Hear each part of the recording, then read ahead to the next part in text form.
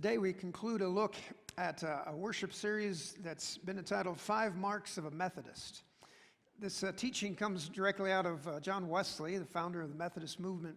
He wrote a treatise on the characteristics of a Methodist. And later, in the 21st century, Stephen Harper wrote a book based on that particular essay and writing of John Wesley, the 5 marks. We began with a Methodist loves God, a Methodist rejoices in God, a Methodist gives thanks, and a Methodist prays constantly. And today, we conclude with a Methodist loves others. Note how all 5 are really interconnected and really build on one another. It's kind of like algebra in that regard.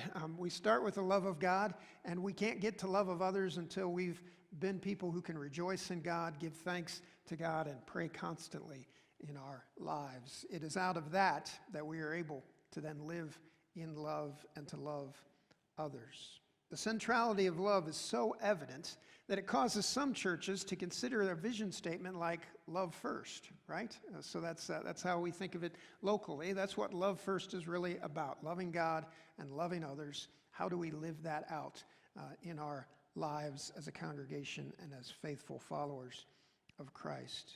So we turn to a bit of guidance this morning from the letter of 1 John.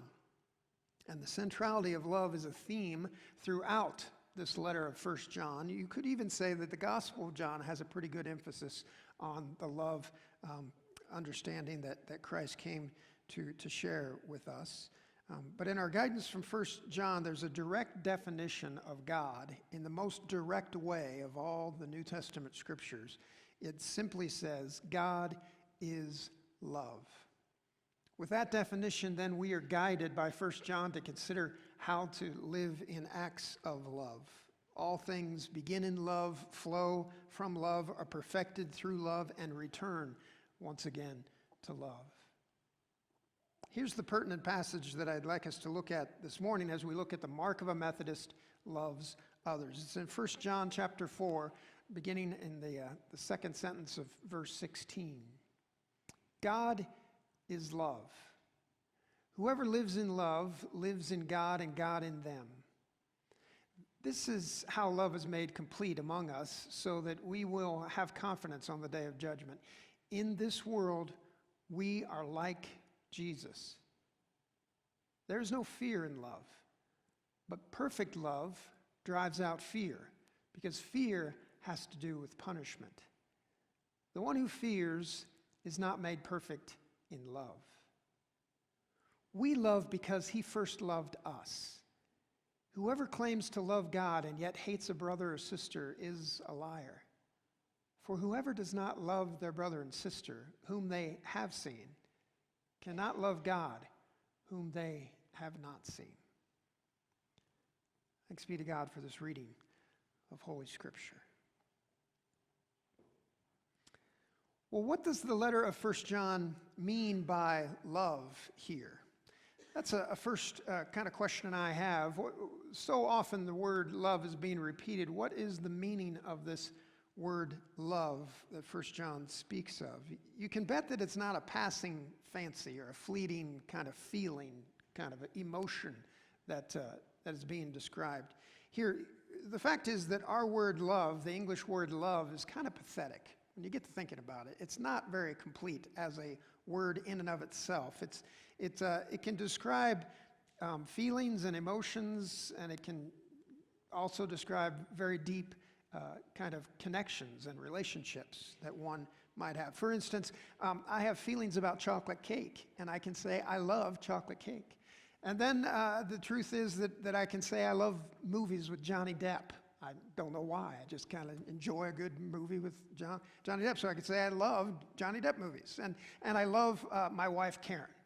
How is it that word can describe all 3 of those things? That's so pathetic that we have an English language that is lacking and we can use the same word. There has to be more descriptor to actually say more about what that means to love in that way. I'm an advocate for using the word love in appropriate ways. We need more words in the English language to describe our affections and our attachments.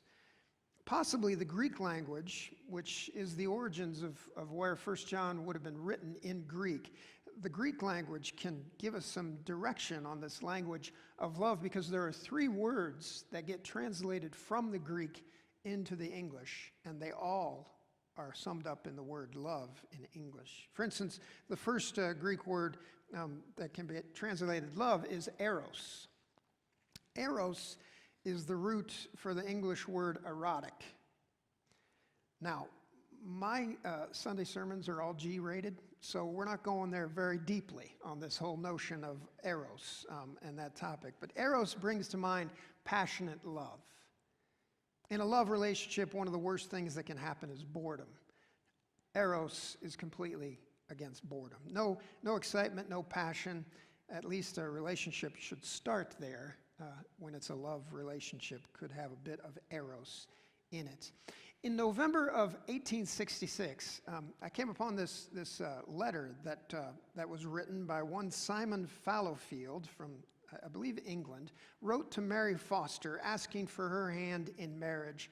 Consider with me whether or not this conveys love in an appropriate way. He writes, "My dear Miss, I now take up my pen to write to you, hoping these few lines will find you well as it leaves me at present.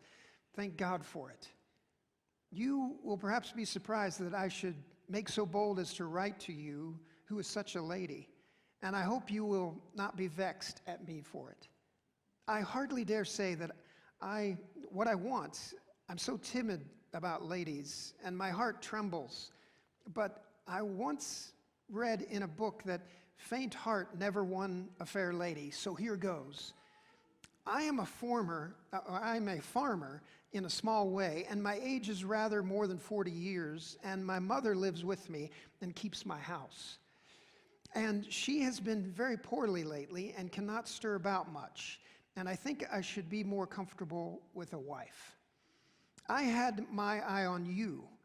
I've had my eye on you for a long time, and I think you are a very nice young woman, and one that would make me happy, if only you think so. I have about 73 pounds in the bank, and we have a nice little parlor downstairs with a blue carpet, and an oven on the side of the fireplace, and an old woman on the other side smoking.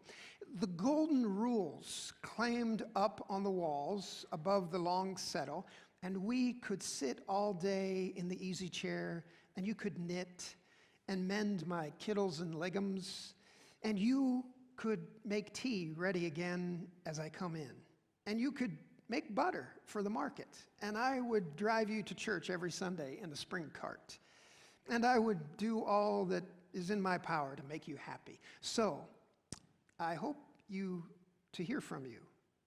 I'm in a desperate and earnest way, and will you marry me on May Day? Or if my mother dies before, I shall want you before. If only you accept me, my dear, we could be very happy together. I hope you will let me know your mind by return post. And if you are favorable, I will come up to scratch.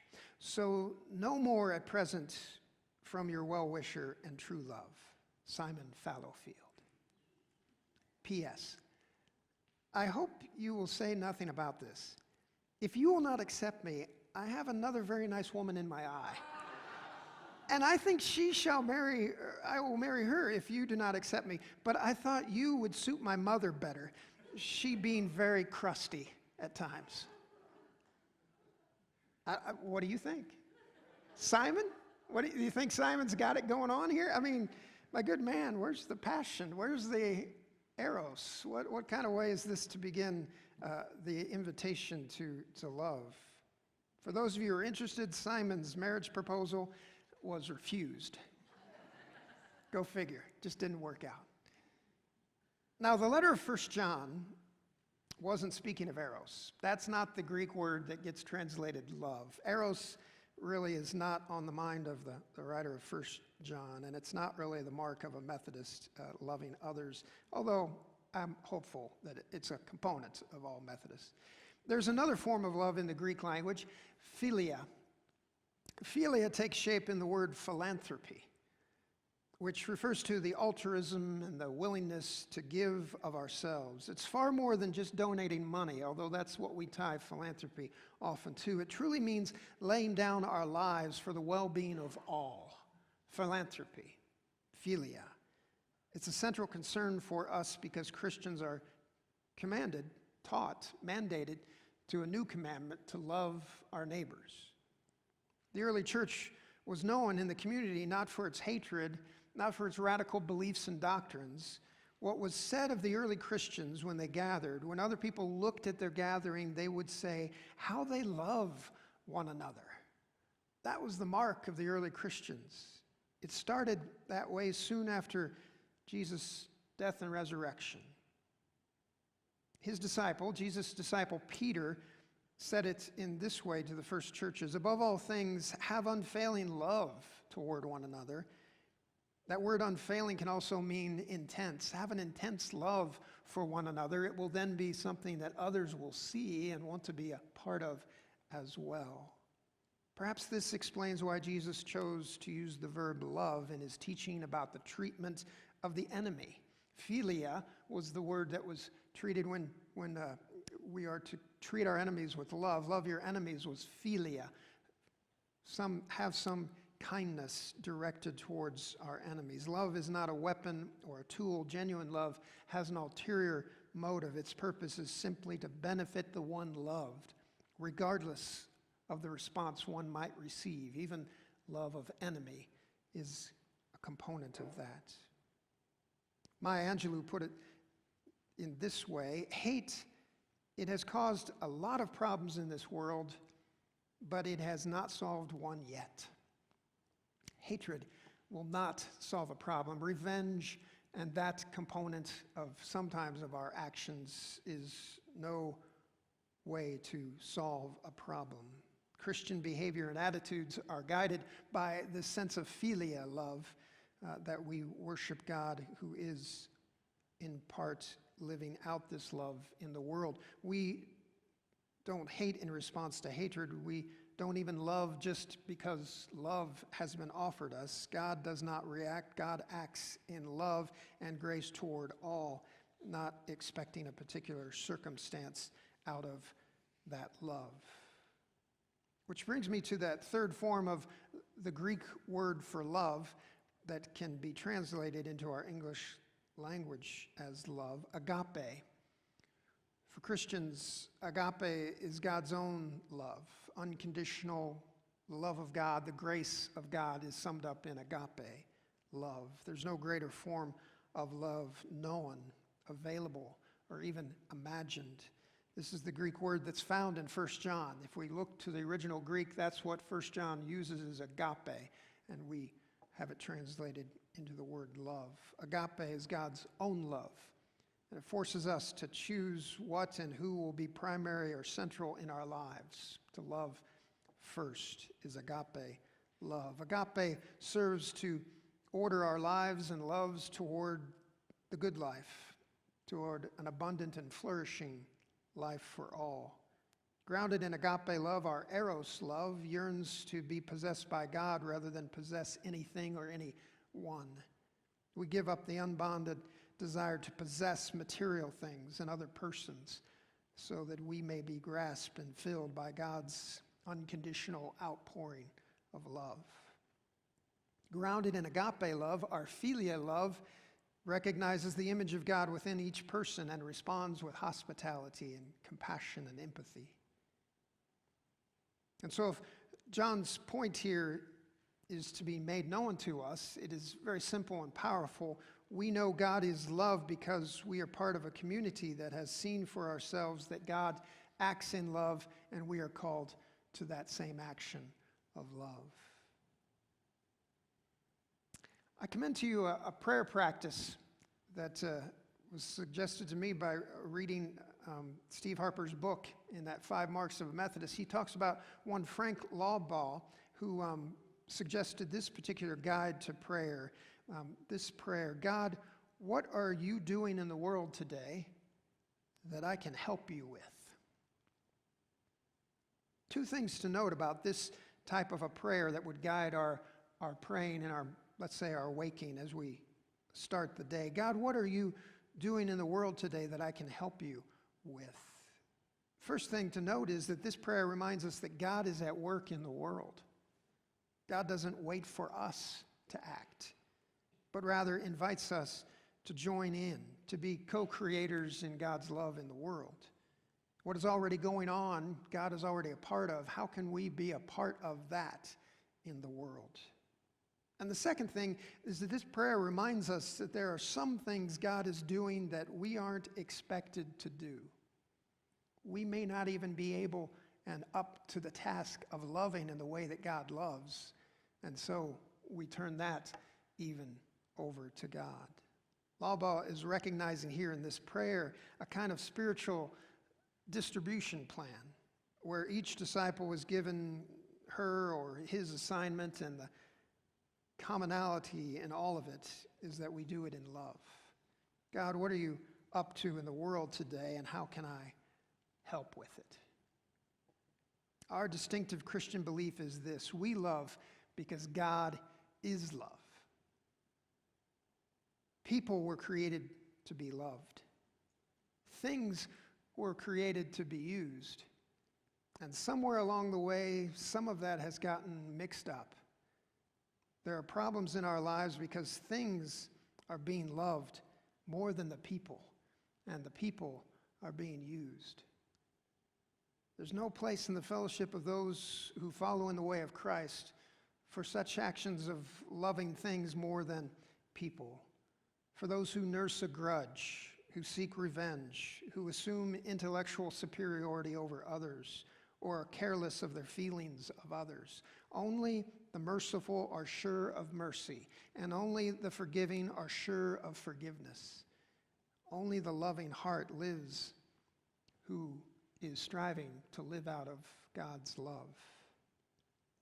My friends, in the sacrament of communion that we will partake in just a moment, this is an act of love that is offered to us in the name of Christ. It is a gracious gift of love. And as we travel the journey of faith, we catch a glimpse of the glory ahead in this act of remembering Christ and Christ's gracious love.